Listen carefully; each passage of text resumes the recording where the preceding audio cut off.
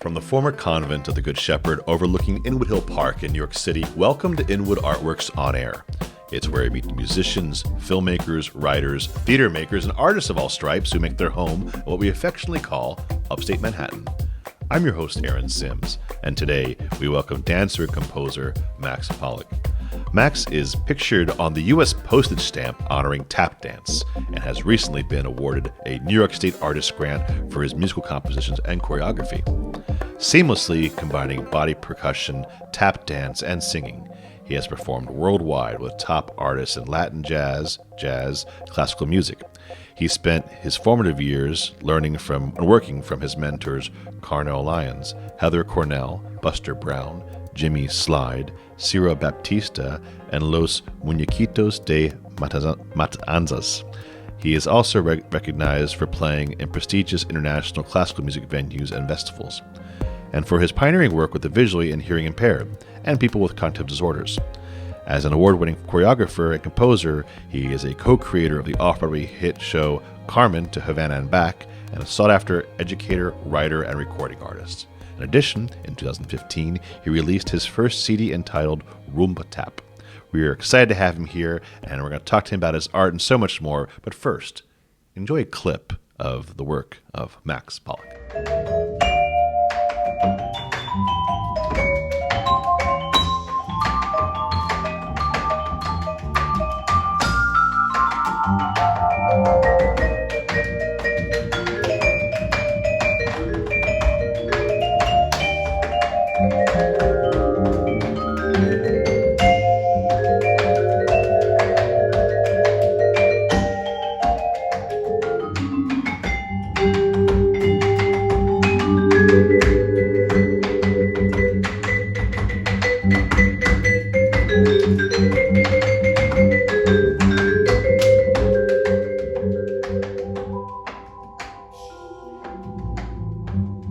Thank you very much, Max. Great to have you here. It was awesome. Thank you so much. Thank you for inviting me. I really appreciate it. You bet. So how are you? What's been going on in your life lately? Good.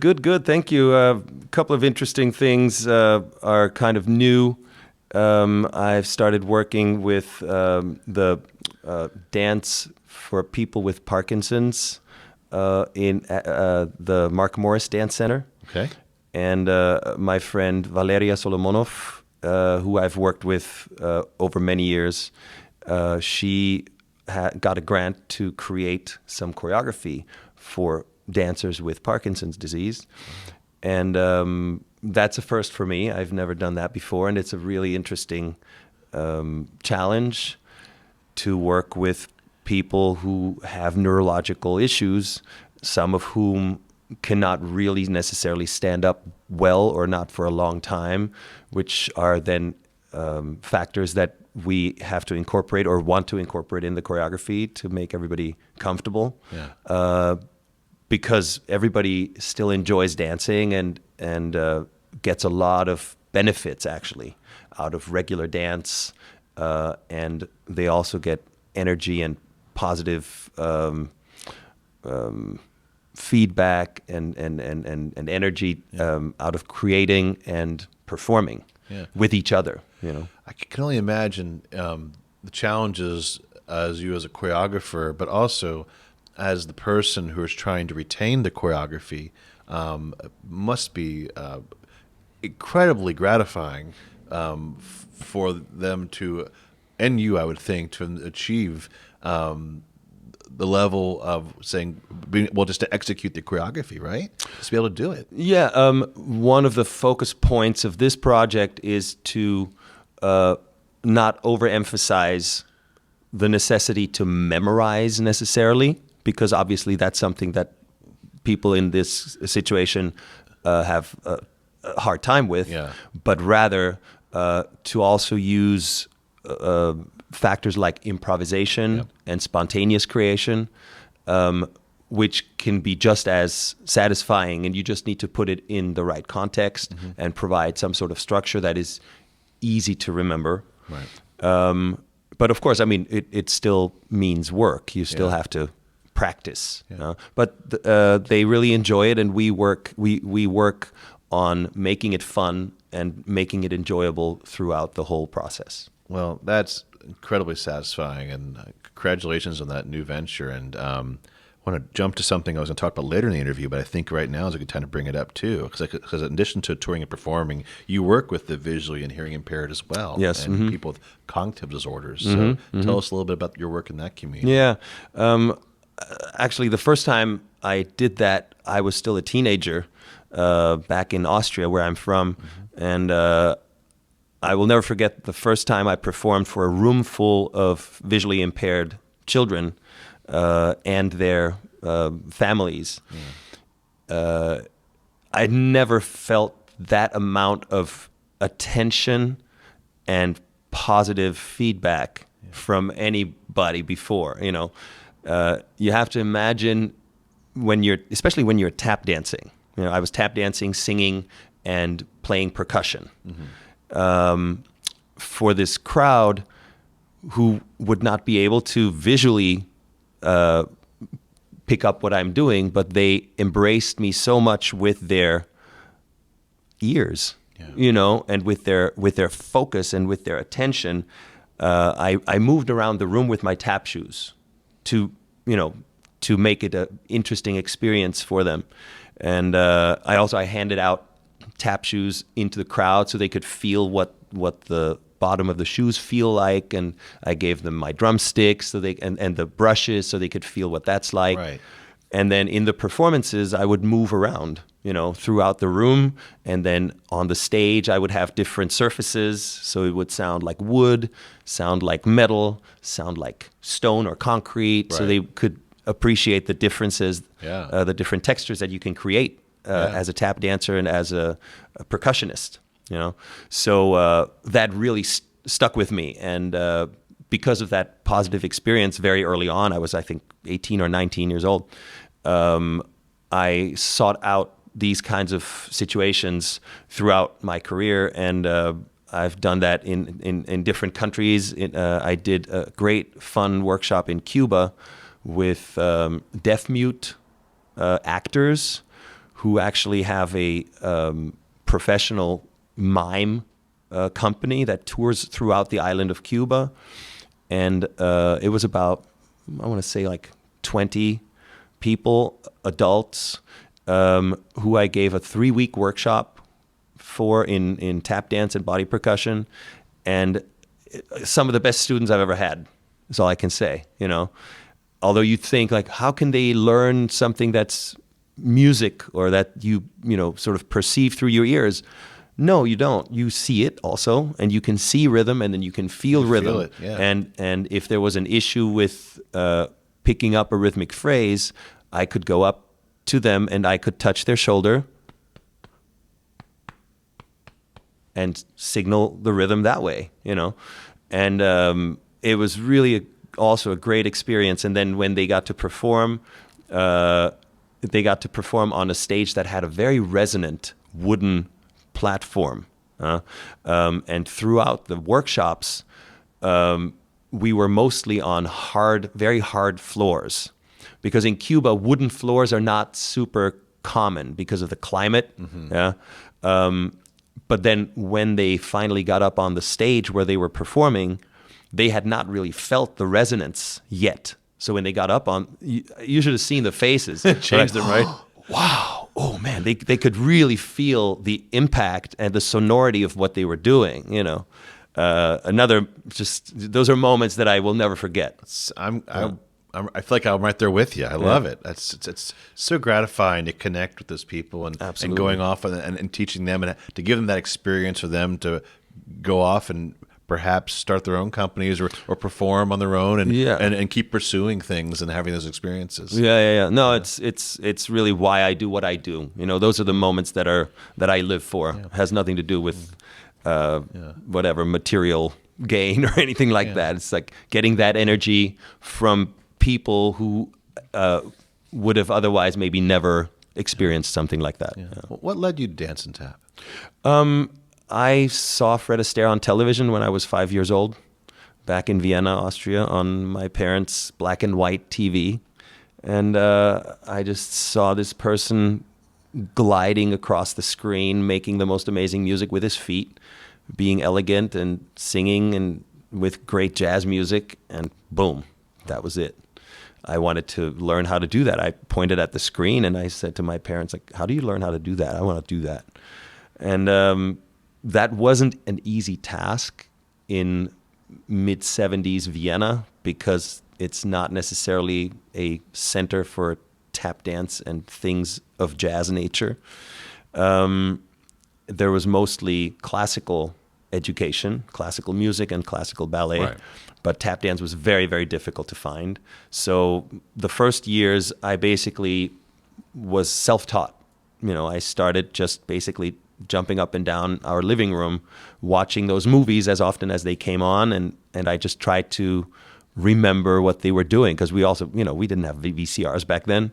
So I would check the listings, the TV listings, and when a musical came on, I was like, watch everything and try to remember and try to imitate, and then I would be the entertainer at family gatherings, grab my dad's hat and cane. Match the stare. It's right, there you go. So that was the beginning, and just making it up, because I didn't know any better. And your parents encouraged you? Absolutely. That's great. Yes, from day one, absolutely. Yeah. And then I had the great fortune of meeting my first mentor, Carnell Lyons, who was a great tap dance legend from Kansas City originally. And he was one of the golden age tap dancers who just happened to move to Berlin, Germany in the 1960s, because he felt like he was being treated better in Europe than he was in the United States. Okay. And he basically never came back to the U.S. after moving to Europe, and had a great career, kept performing, and started teaching in Berlin. And that was very, very important for the tap dance scene, internationally speaking, because before Carnell, nobody had ever taught African-American rhythm tap in Europe. So Carnell was the first educator who developed a way of teaching, a methodology of teaching rhythm tap dance in Europe. And I was fortunate to meet him when I was 14, and he was already in his 70s. And he picked me out of the crowd because I was the only person who really kind of understood what he was saying, because he had very strong American accent. And I was already interested in jazz music, and I had been listening to jazz recordings, and had watched some movies about jazz, and read books about jazz history. So to me, the American accent was easier to understand. So I kind of became his translator, because the other people were just sort of like regular Austrians who didn't speak much English. Mm-hmm. I became his translator, and I became his assistant, because I was also the only person who could pick up the very complex rhythms he was putting down. So he sat down and he said, "What's your name?" "Max." "Okay, I'm going to sit down because my knees hurt, and I'm going to show you the steps from here, from the chair. You're going to get up on that board, and you're going to do what I'm doing. Just slow it down for the people." So I became his assistant. He was... you became his legs. Kind of, yes, exactly, yeah. And after the first lesson of doing that, I was, of course, incredibly excited and nervous and exhausted after the lesson, because it was like a 2-hour or whatever lesson. So I was, sweat-drenched and red in the face and parched. And he held up his 2-liter water bottle. He was like, "Here." And I went, "Oh, thank you." And I took a sip. It was pure vodka. Oh, my gosh. That was my introduction to Carnell Lyons. And from then on, we were thick as thieves. He laughed hard, and then I started laughing. Yeah, so. It tells you the kind of guy you're working with. Absolutely, yes. Welcome to show business, brother. Say. Oh, my goodness. Yeah. Well, I was going to ask you how it shaped your style, but I think we know now. That was at least part of it, yes. Yeah. But so a huge American influence, and Absolutely. huge jazz influence. Oh, yes. Yeah. And And so 70, man, he must have been working in the 30s and 40s. Yeah. He was born in 1917. Yeah. And he had a trio when he was already only 18. He started touring, and his trio eventually was called the Three Businessmen of Rhythm. Okay. And they were very well dressed in very, very nice, very sharp suits.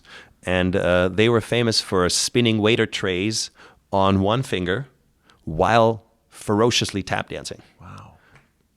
And doing all kinds of acrobatics, throwing the trays up in the air, catching them, doing splits, flips, all kinds of knee falls, which are horribly damaging to everything. It's like the tapping version of the Nicholas Brothers. Yeah, exactly. They did that same kind of thing. Yeah. Wow. Yeah. It's amazing. Yeah. He was really he was an amazing artist and one of the most successful of the era of that genre. And then he moved to Europe, and that was my fortune, and a couple other people who are still friends of mine. Yeah. So that's definitely that opened the gates for you in many ways and opportunities. Absolutely, yeah. Because also Carnell was living jazz history. Yeah.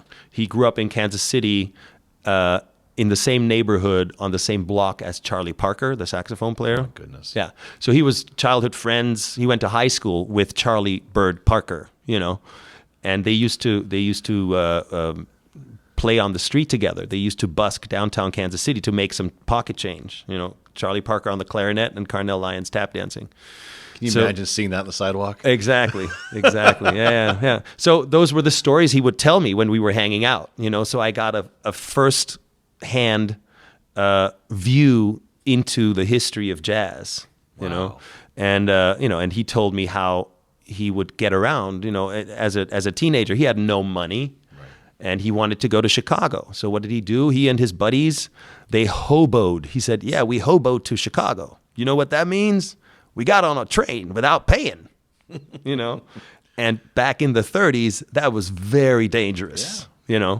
So, and all this kind of information also about the racial tensions and all that. Right. He told me about these things. So, I'm incredibly thankful, grateful for having this invaluable information from a person that was close to me who told me these things, firsthand, and gave me a more realistic view of the history of jazz and the history of tap dance, also in the social context, within a very, very, very different framework. If I had not met him, I wouldn't have appreciated the music as much as I did after that. Yeah. And then from then, once you get that foundation, when did you start composing your own? I started playing drum set right around the same time I started tap dancing. A couple of years after, I started playing drum set at 14, and I got into playing jazz almost immediately through a high school friend who saw me practicing in the music room. Yeah. And he came up to me and said, hey, do you play jazz? And at that point, I didn't really think about jazz. Like, what is jazz? I don't even know, So he kind of introduced me to jazz by making me listen to some Louis Armstrong records, and he put on a record. He played a track, and he asked me, so what do you think? I said, I'm not sure. It sounds old, because I had never really paid attention to that music. Yeah. And then he said, okay. He put the same track on again. He said, just, be patient. Just listen to the same thing one more time.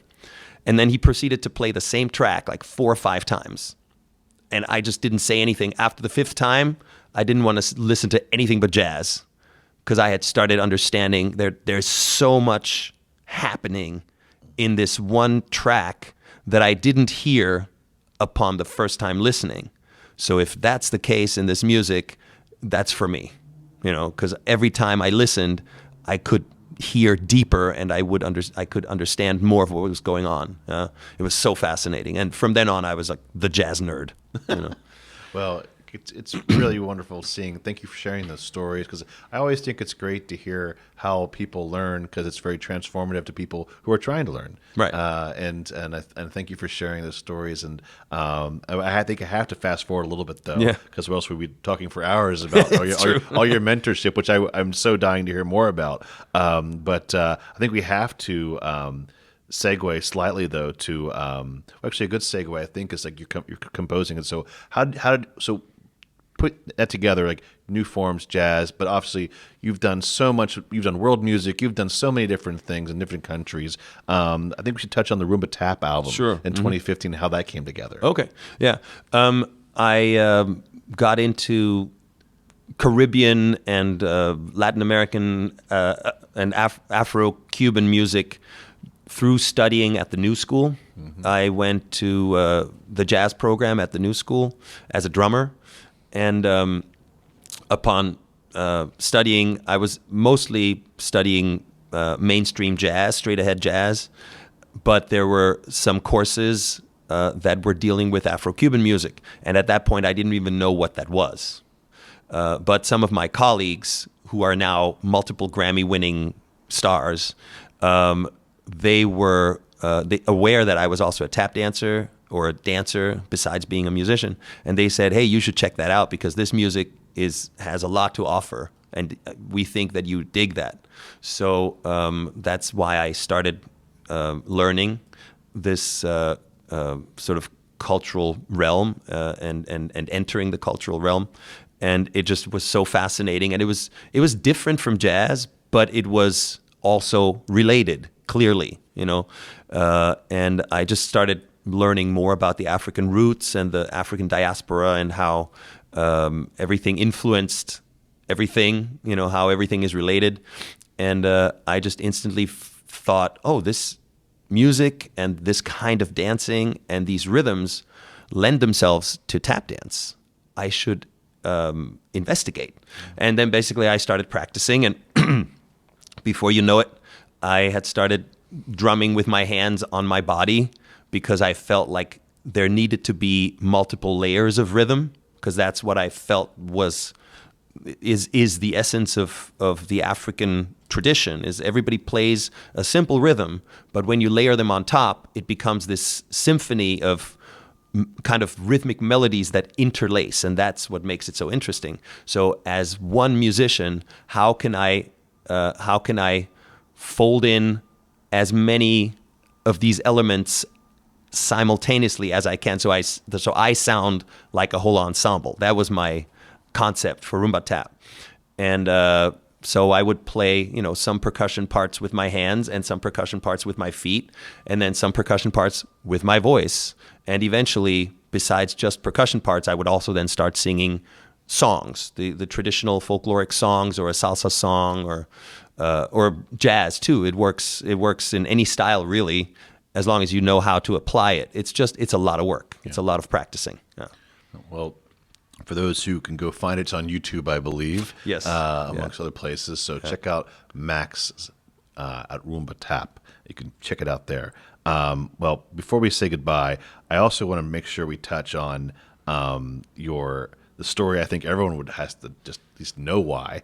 Like, how did you get your tapping shoes on the U.S. stamp honoring the community? What a big honor, right? Yes, that's an amazing honor and amazing appreciation for the art form and all the artists that have come before us, first and foremost. So to have the art form recognized in that way is the most important thing and is really tremendous. The idea came from one of the designers who works for the U.S. Postal Office, who happens to be a tap enthusiast, and started floating the idea in tap class, essentially. And then they started talking about it, and they found the right kind of photographer, who happens to be also somebody I've known for many, many years, Matthew Murphy. He is now the top theatrical photographer in New York City. He photographs all the Broadway shows and everything that's like really, really happening. Matthew, pulls the trigger on that. So he was the choice for the photos. and together they decided who to call. So they called in a bunch of top tap talent, and in a very, very simple, short, and beautifully effective, efficient photo session of like, I don't know, he was clicking for like maybe 25 minutes, not long at all. And he got like the perfect shot. And then there were more people. Now there are 5 dancers on the stamp. Besides myself, it's Ayadele Cassell, Michaela Marino Lerman, Dormisha Sumbry Edwards, and Derek Grant are the others pictured on the stamp. There were some more tap dancers who were photographed. How I ended up there, I really don't know. It was just luck. But I'm certainly very happy about that. That's an honor that I will never forget. You know, that's doesn't happen every day. Well, what an honor, and congratulations on that. Thank you. Very, very worthy honor, I feel. Thank you. So what is forthcoming for you in this year? What can we look forward to seeing you around this year? Well, we're going to do a performance with the Parkinson's dancers in June. I'm also working with the Philomen D'Agostino Greenberg Music School for the Blind, FMDG Music School for the Blind, which is the only music school dedicated to blind musicians in New York City. We're doing a concert on May 19th at the Metropolitan Museum. They do this annually. It's a great, beautiful concert that is usually themed around a piece of art at the Metropolitan Museum. And there's also music composed specifically for this. In this case, not by me, but somebody else. But I'm creating some choreography and some rhythm for the students for that. And I got this grant from the New York State Council on the Arts for my compositions and choreography to create throughout the year 2023, to create interactive performances throughout the New York City greater area in communities that don't really have much access to cultural events. So I'll be going into the boroughs, and I'll be going into senior centers and hospitals and cultural centers and playgrounds, in places that don't usually get that much opportunity to see art live. And we'll do some workshops also, and question and answer sessions, and these kinds of things to interact with the community and bring some of the art to them, and have discussions and conversations about it. Wow. It's fantastic. Well, hopefully we get one of them in Inwood here. Absolutely, yes. That's the plan. That's the plan. Yeah, absolutely. Well, that's fantastic. Where can we send people to find out more about those places coming up? Yeah, so my Instagram page is Max1Poll. That's MAX, the number 1, and POLL, Max1Poll on Instagram. You can go to my YouTube channel, that is Rumba Tap. There's YouTube, just search Rumba Tap. No H, please. It's the Spanish spelling, RUMBATAP. And my website is MXPLLK, because Max Pollak was already taken. So it's MXPLK. Well, we'll get that in our put that in the description of this episode so people know where to find you and all the great work you do. Thank you. Thank you so much, Matt. Absolutely. Thanks for having me. My pleasure. My pleasure. Again, these are the talented people that live here in our community, and we're thrilled to have them. So this is an Artist Spotlight episode of Inwood Art Works On Air. It's where you meet the musicians, filmmakers, writers, theater makers, tappers, and artists of all stripes who live here in Upper Manhattan. If you have a moment right now, please show us some love right now by rating and reviewing this podcast on Apple Podcasts. It really does help. Many thanks to the Church of Good Shepherd here in Inwood for hosting us, and TheHeightSites.com for Uptown promotional support. You can support On Air and all of our programming by making a tax-free donation at inwoodartworks.nyc/donate or via Venmo at Inwood Artworks. Be sure to follow us on social media to keep up all that we do, which includes the Inwood Film Festival, Filmworks Al Fresco, pop-up art galleries, live performances, and so much more. Inwood Art Works On Air is proud to be supported in part by public funds from the New York City Department of Cultural Affairs in the partnership with City Council. And Inwood Art Works is also proud for our programming made possible by the New York State Council on the Arts with support of the Office of the Governor and the New York State Legislature. From the top of Manhattan and the bottom of our hearts, thank you so much for tuning in. This is Aaron Sims for Inwood Art Works On Air.